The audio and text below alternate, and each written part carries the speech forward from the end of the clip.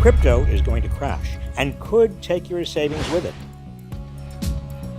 In June 2022, Bitcoin dropped over 30% to its lowest value since December 2020, and Ethereum, the second most valuable cryptocurrency, fell about 35%. Terra USD, a so-called stable coin, also collapsed when its underlying cryptocurrency, Luna, lost 97% of its value in just 24 hours, apparently destroying some investors' life savings. The implosion helped trigger a crypto meltdown that erased $300 billion in value across the market. As cryptocurrency prices plummeted, Celsius Network, an experimental cryptocurrency lender, announced it was freezing withdrawals due to extreme market conditions. Now, these crypto crashes and freezes have fueled worries that the complex crypto banking and lending system is on the brink of ruin. But this crash shouldn't surprise anyone familiar with the industry, or anyone who remembers the financial crashes of 1929 and 2008. Let me explain. In the murky world of crypto decentralized finance, known as DeFi, it's hard to understand who provides money for loans, where the money flows, or how easy it is to trigger currency meltdowns. There are no standards for issues of custody, risk management, or capital reserves. There are no transparency requirements. Investors often don't know how their money is being handled. Deposits are not insured. It's a Ponzi scheme.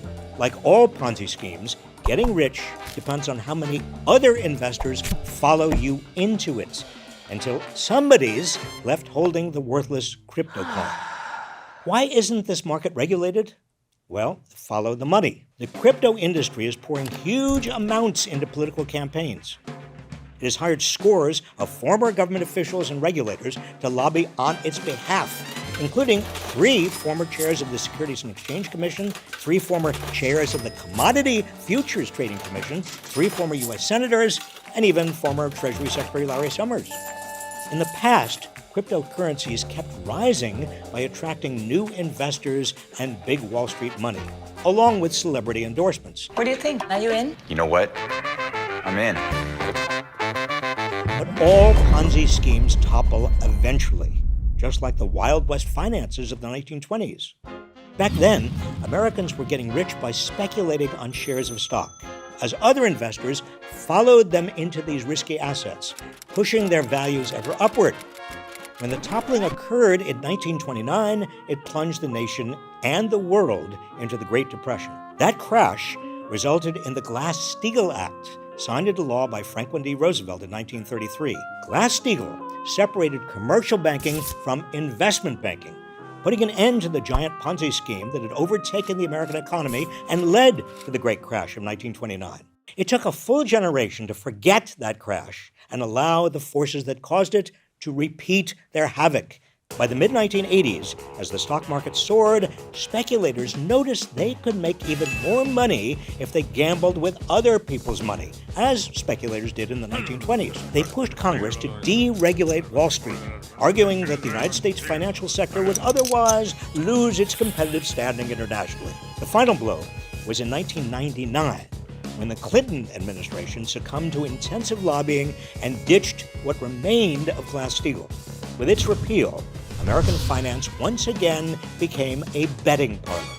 Inevitably, Wall Street suffered another near-death experience when its Ponzi schemes began toppling in 2008, just as they had in 1929. While the U.S. government bailed out the biggest banks and financial institutions, millions of Americans lost their jobs, their savings, and their homes.